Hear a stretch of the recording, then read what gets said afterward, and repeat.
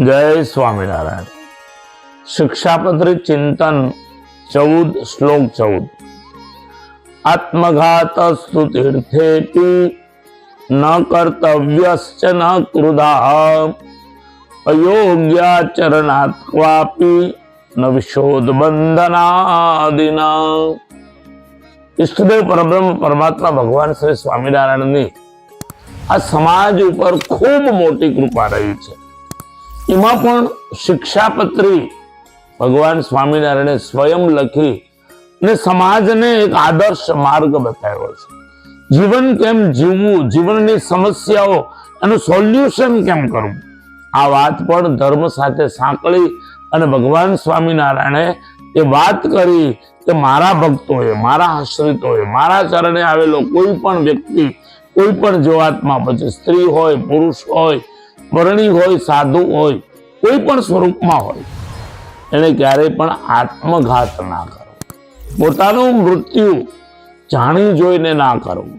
કારણ કે શાસ્ત્રો એમ કહે છે કે 84 લાખ યોનિમાં ભટક્યા પછી માણસને મનુષ્ય દેહ પ્રાપ્ત થાય છે અને મનુષ્ય દેહ પ્રાપ્ત થયા પછી મનુષ્યત્વ પ્રાપ્ત થવું એ આવા ધર્મગ્રંથો થકી પ્રાપ્ત થતું હોય છે, ઈષ્ટદેવની કૃપાથી પ્રાપ્ત થતું હોય છે, માતા પિતા ગુરુજનો એના આશીર્વાદથી। મનુષ્યત્વ એ બહુ અઘરી બાબત છે, પણ ભગવાને એમ કીધું કે આત્મઘાતસ્તુ તીર્થેપી ન કર્તવ્યશ્ચ ન કૃતા। કોઈ તીર્થોની અંદર મારા ભક્તોએ ક્યારે પણ આત્મઘાત ના કરવો। તીર્થ શબ્દ મને એવું લાગે છે કે એટલા માટે વાપર્યો હોય કે પહેલાના જમાનામાં સતયુગમાં લોકો કમળ પૂજા કરતા, પોતાના એક એક શરીર પરમાત્મા ભગવાન મહાદેવ શિવલિંગ ઉપર ચડાવી અને હું રાજા બનીશ આવી વાતો કરતા હતા। જુનાગઢની અંદર ભૈરવ જબ એટલે ડુંગર ઉપરથી કૂદકો મારી અને પડવાનો રિવાજ હતો કે બીજા જન્મમાં રાજાના ઘરે જન્મ મળે। આવી અનેક વાતો હતી, શાસ્ત્રોક્ત હતી કે પરલૌકિક હતી કે મનુષ્યત્વ મનુષ્યો દ્વારા હતી એ ખબર નથી, પણ ભગવાન સ્વામિનારાયણે સ્પષ્ટતા કરી કે મારા ભક્તોએ તીર્થોમાં પણ આત્મઘાત ના કરવો, ક્રોધે કરીને આત્મઘાત ના કરવો। આજે મનુષ્યનું જીવન બહુ નોર્મલ થઈ ગયું છે, વાત વાતમાં ક્રોધ ચડી જાય। નાનું બાળકને સહેજ તમે સમજાવો એટલે તરત ક્રોધિત થઈને જવાબ આપી દે છે। આજના ખોરાકો ભેળસેળ વાળા થયા, આજે કેમિકલ યુક્ત ખોરાક થવાને કારણે મનની અંદર માણસને ક્રોધ આવ્યો। આજે અનેક ધન સંપત્તિ કમાવાના કારણે મનુષ્યમાં અભિમાન આવ્યું અને અભિમાનને કારણે ક્રોધ આવ્યો। એટલે નાની નાની બાબતમાં રોડ ઉપર આપણે બે ગાડીઓ લઈને ચાલ્યા જતા હોય, સામ સામે સાંકડો રસ્તો હોય તો બંને વ્યક્તિ ત્યાં જ ઉભા રહી જાય, કોઈ નોર્મલ બનવા તૈયાર નથી। ભાઈ પેલો હું જાઉં, પેલો હું જાઉં। આજે ઓવરટેક ની અંદર પણ આપણે જોઈએ છીએ કે એક વ્યક્તિને ઓવરટેક કર્યો એટલે એ પોતાના મનમાં ક્રોધ આવી જાય અને એ માણસને હું કેવી રીતે નુકસાન પહોંચાડું આવી મનની અંદર વિચારણાઓ આવે। પરિવારની અંદર કોઈક નાનો એવો પ્રશ્ન બન્યો હોય તો તરત ક્રોધ આવી જાય અને પુરુષો પોતાની પત્ની ઉપર, પોતાના દીકરા દીકરીઓ ઉપર ન કરવાના ઘાત કરી અને ઘણીવાર એને ઈંજા પહોંચાડતા હોય છે। પરિવારની અંદર યુવાનોને ક્રોધ આવી જાય, પોતાના માતા પિતા ઉપર હથિયાર ઉગામી અને માતા પિતાનું નુકસાન કરતા હોય છે શારીરિક રીતે। તો ભગવાને એ વાત કરી ક્રોધે કરીને પણ ક્યારે આત્મઘાત ના કરવો। તીર્થેપી ન કર્તવ્યમ આત્મઘાતસ્તુ તીર્થેપી ન કર્તવ્યશ્ચ ન કૃતા અયોગ્ય આચરણાત્મા। જીવનની અંદર જીવન છે, મનુષ્ય જીવન છે, એની અંદર ઘણીવાર ઘણા બધા કામો કરતા વ્યવહાર ધર્મો સાથે જોડાયેલા હોય તો ક્યારેક આપણાથી કોઈ સામાજિક વ્યવહારિક ભૂલ થઈ જાય, અયોગ્ય આચરણ થઈ જાય, કોની સાથે કોઈ પ્રશ્ન ઉભો થઈ જાય તો ભગવાને એમ કીધું કે કોઈ પરિવારની અંદર બેસી પોતાની વિટંબણાઓ, પોતાનો પ્રશ્ન, પોતાની સમસ્યાઓ એને પરિવાર સામે ખુલ્લી મૂકવી, પોતાના એક મિત્ર એવો જીવનમાં રાખવો કે પોતાના હૃદયની બધી જ વાતો એ પોતાના મિત્રને કરી શકે, અને એ મિત્ર એવો હોવો જોઈએ કે ધીરતાથી, ગંભીરતાથી આવા સોલ્યુશન, આવા પ્રશ્નોને સંભાળી અને એને પોતાના શિર ઉપર એની જવાબદારી લઈ અને માણસ મારો મિત્ર કેમ આ બાબતમાંથી મુક્ત થાય આવા પ્રયત્નો કરી શકે. આવો જીવનમાં એક મિત્ર હોવો જોઈએ. એ પોતાની સમસ્યાનું સોલ્યુશન આપી શકે, જેને કારણે અયોગ્ય આચરણાત્વાપી ન વિશોધબંધનાદિના. બહુ સરસ વાત આ શિક્ષાપત્રીના શ્લોકમાં ભગવાને કરી છે જીવન જીવવા બાબતની.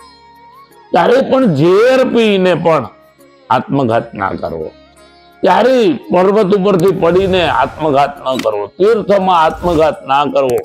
ઘણીવાર આપણને એમ બને છે કે આજના યુવાનો કોઈ સામાન્ય વ્યક્તિ સાથે પ્રેમમાં પડી જાય, એ ક્યારેક કોઈ સંજોગોને કારણે એ દીકરી એને ના પાડે ત્યારે પોતાની નસો હાથને કાપતા હોય છે. અંગ છેદન કરવું એ પણ એક પ્રકારનો આત્મઘાત છે.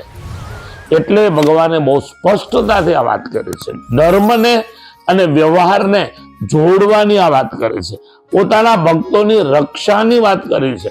અને ઘણીવાર આપણે જોઈએ છીએ કે પરિવારનો મોભી કોઈ કારણોસર આત્મઘાત કરે તો એના દીકરાઓ માતા પિતા વગરના થઈ જતા હોય છે, રખડી જતા હોય છે, એનું જીવન બરબાદ થતું હોય છે.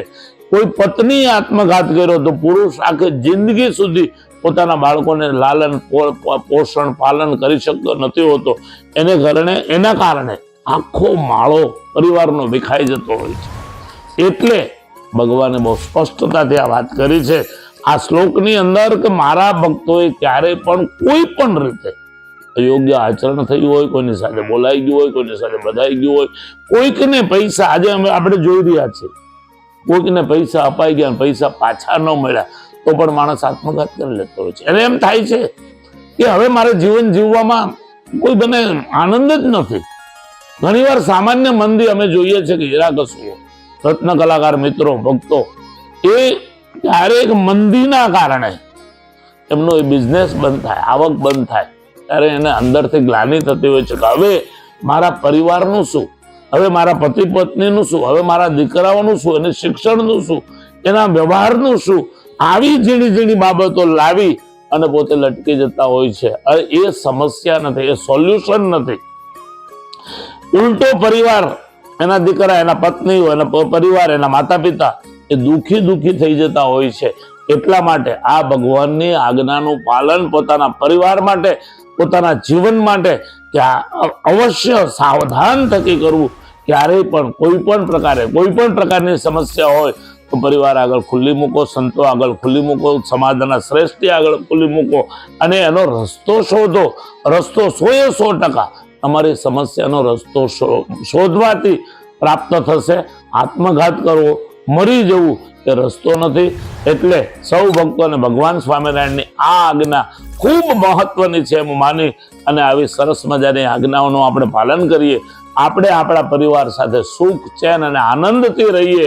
આ લોક અને પરલોકનું આપણે ભાથું પ્રાપ્ત કરીએ, સત્સંગ કરીએ, શ્રેષ્ઠ જનોના સત્સંગમાં સહવાસમાં રહીએ, જેનાથી આપણું અને આપણા પરિવારનું સર્વ પ્રકારે આપણે સુખી કરી શકીએ. ભગવાન સ્વામિનારાયણ સૌના ઉપર ખૂબ રાજી રહે, એમની કૃપા હંમેશા દરેક પરિવાર ઉપર રહે એ ભાવનાઓ સાથે જય સ્વામિનારાયણ.